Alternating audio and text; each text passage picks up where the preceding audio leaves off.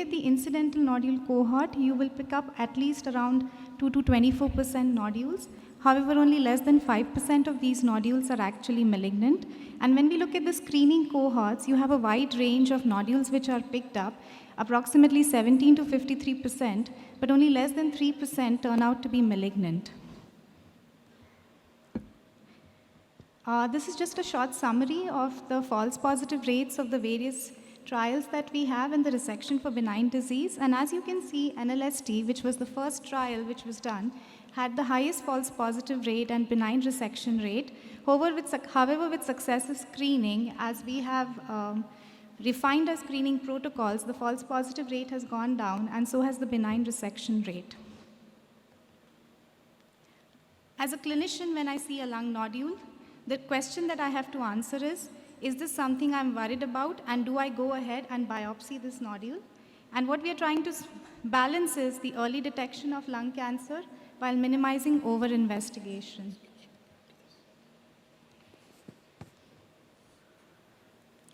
Do we have any help? Yes. We have 4 guidelines which are available. We have the Fleshner guideline, the lung RADS. So Fleshner is for incidentally detected nodules. Lung RADS was devised for the screen-detected nodules. And then we have the ACCP and BTS, which are for both screen and incidental detected nodules. If you were to actually read these guidelines, they are full of charts and graphs. I'll just try to summarize shortly the salient features of all these guidelines. The main important thing is, how do they assess the size of the nodule? So Fleshner looks at the diameters, whereas lung RADS looks at the diameter as well as the volumetry, and BTS recommends volumetry. How do they assess the growth of the nodule on follow-up? And there are different guidelines. You have increase in size by more than 2 millimeters in Fleshner, whereas both lung RADS and BTS will look at change in volume as well as volume doubling time. When can I not worry about a nodule? And if you see uniformly across all the guidelines, anything which is, this is for solid nodules, anything which is less than 5 or 6 millimeter, you could safely follow them up if they are high risk with an annual scan, or even discharge them back to the community depending on where you are practicing. The more important question is, when do I know that this is the trigger point for me to start looking further? And uniformly across guidelines, you will see that the cutoff is actually 8 millimeters. So any nodule which is more than 8 millimeters in size, you would be worried, and you would now decide whether you want to do further investigation. Depending on the guidelines, they ask you to either do a PET CT, some recommend a risk prediction model, that differs, but the size across all uniform remains as 8 millimeters. For subsolid and pure ground glass nodules, we know that they are more indolent. However, their percentage of malignancy is more as compared to solid nodules, and hence longer follow-ups are recommended for these nodules. The most important determining factor for malignancy in a nodule is the size. With every millimeter increase in size of the nodule, the risk of malignancy increases. And when we are following up these nodules, the other main important risk factor is the change in volume. This is a nice diagram representation by Dr. Field. And as you can see over here, there is hardly any change in diameter from 5.35 to 5.78. If you had not done volumetry, you would not know that this is a 25% increase in volume, which is actually a trigger point from BTS guidelines to investigate further. And here you can see how a 2 millimeter increase in diameter is actually responsible for almost 95% increase in volume, which is a very significant increase.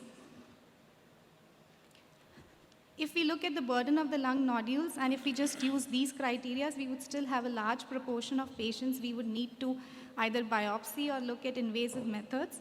So we have some risk prediction models like the Brock risk score, the Herder risk score, and the Mayo Clinic risk score. ACCP uses clinical probability of malignancy. There is no need to be confused. They are all talking about the same risk factors. If you see over here, all of them have uniform risk factors of age, size of the nodule, location of the nodule. So a nodule in upper lobe will carry a higher risk of malignancy, whether speculation is present, whether they are smokers, or family history. So this remains uniform across all risk calculators. So it doesn't matter which you're using, you'll not be off by a lot. Out of all the guidelines, BTS is the only guideline which uses not one but two risk prediction models. So when I have a patient whose nodule is more than 8 millimeter, I would first do a BROC risk score calculation, and if the risk of malignancy is more than 10%, they would then undergo a PET CT, following which we would again calculate the Herder score. And then they would go for further management according to the Herder score risk of malignancy.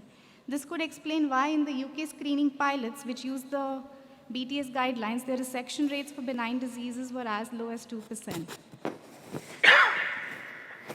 However, if you were to look at the two main guidelines, we have a main chunk of patients which falls in the indeterminate pulmonary nodule.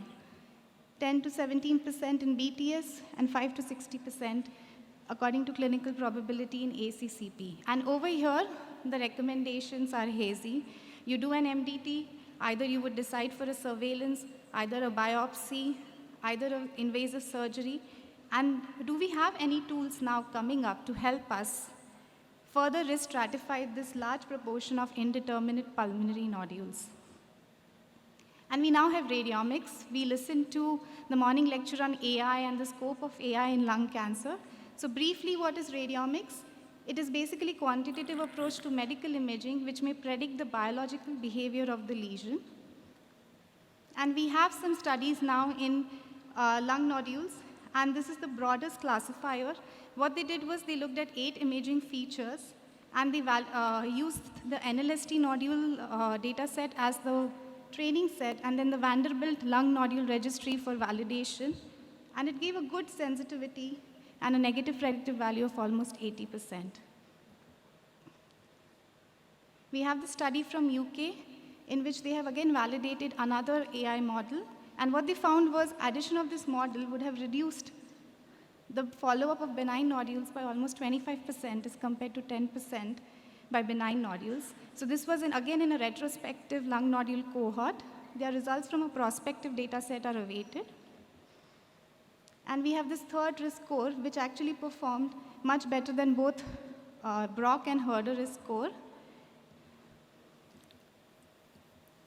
And as you can see over here, they have recommended this modification to the guideline that if you have somebody in the indeterminate pulmonary nodule and they score high using this LNRPV score, you could then look at early intervention rather than just following them with surveillance. We also have a lot of interest in proteomics and biomarkers. Proteomics basically means identifying protein and protein fragments, which would be released by the presence of tumor cells in the body, and then using this to classify whether a nodule is benign or malignant. We have this pulmonary nodule plasma proteomic trial, and the good thing about this trial was not only that they used 2 plasma proteins, but they also used clinical risk factors and made an integrated classifier, and this gave a sensitivity of 97% and a negative predictive value of 98%. 40% fewer procedures would have been performed on benign nodules if this classifier was used. This looks like a very complicated slide, but I'll just try to simplify it. On the left, what we have is the observation threshold, and on the right, we have the surgical threshold. For every individual patient, these thresholds would vary depending on their characteristics. So if I have a young patient who is very anxious and wants certainty, my threshold for observation will go low, and my threshold for looking at tissue sampling and surgical sampling would also come down lower. However, if I have an elderly patient who has a lot of comorbidities, my threshold for observation would be higher, and my threshold for performing a surgical procedure would be lower. How to biopsy? I'm not going to go into the details of this because we have a very extensive session after us where this will be covered, but just to briefly tell you, we have percutaneous biopsy modalities in surgery, and in bronchoscopy, we have conventional ultra-thin and now image-guided bronchoscopy, which has expanded and has a lot of tools in our armamentarium now. Now coming to the Indian context, we don't have any Indian nodule guidelines. They did a survey of lung nodule management practices. Around 210 physicians answered this questionnaire, out of which 73% were pulmonologists. What they found was most respondents said they used either the chest or the Fleshner guidelines for nodule management.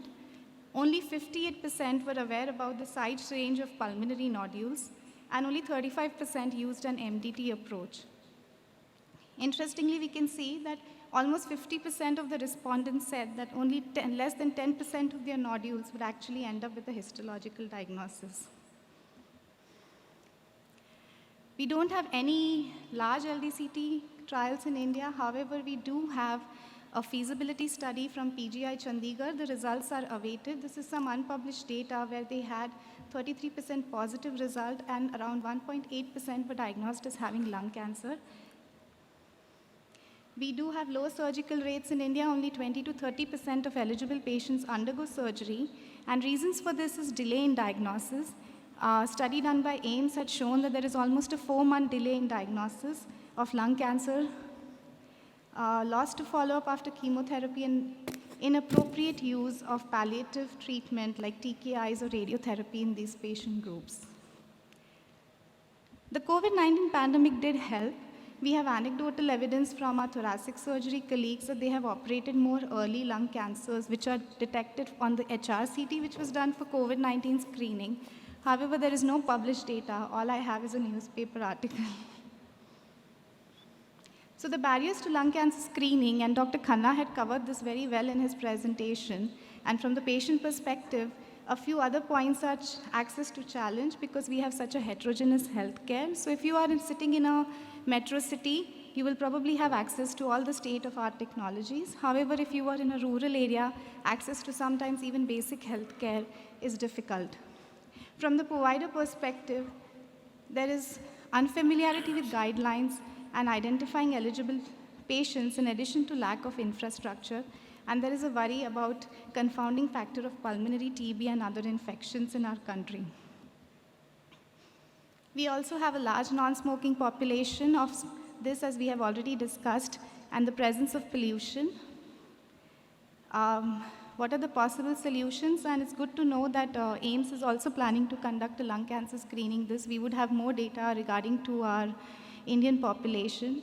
Do we also look at having a lung nodule registry to see what is happening across the country in different setups when they are picking up incidental nodules? We know for a fact that we don't rely on PET as a discriminatory factor because PET is going to be show high SUV with both TB as well as malignancy. Risk prediction models developed in a Western population are not going to be valid to us. TB is not only the most common misdiagnosis, but TB is a big masquerader in our country. One of the things we were taught as a first-year postgraduate student was your differential diagnosis should always include TB because TB can present in any form. So it is important for us to actually have non-surgical biopsies to rule out infectious causes before surgery. And as Dr. Khanna had also mentioned, is there more role of radiomics and proteomics in our setting where we have such a benign, high number of benign nodules? The heterogeneous healthcare and lack of access to CT specialists and even intervention pulmonologists, radiologists, and thoracic surgeons is a concern, and I think the government is addressing that by increasing the number of postgraduate seats and undergraduate seats. However, that change will not be seen now, maybe 10 or 15 years down the line. We do have some initiatives from Tata, like the National Cancer Grid and the Vishwam Cancer Care Connect. And one of the other possible solutions could be to have a virtual MDT and a hub and spoke model where you have a tertiary care center and surrounding district hospitals could, do a virtual MDT to discuss these cases with them. Conclusions, not all nodules are malignant, but the caveat in India is not all nodules are even tuberculous. We need a RCT pilot in India to look for feasibility of LDCT screening and also to define the characteristics of a population which should be recommended for screening. While discussing yesterday, we looked at what is the role of opportunistic screening, meaning if I have a patient coming to my private setup who is falling in the high-risk criteria as a smoker or has a family history, and they are willing to go ahead, we should all consider offering them these low-dose CTs. And as Dr. Vinny said, it is important for us to market comprehensive lung health checks and not just lung cancer CT, LDCTs for just lung cancer screening, but an overall respiratory health check for these patients. Thank you.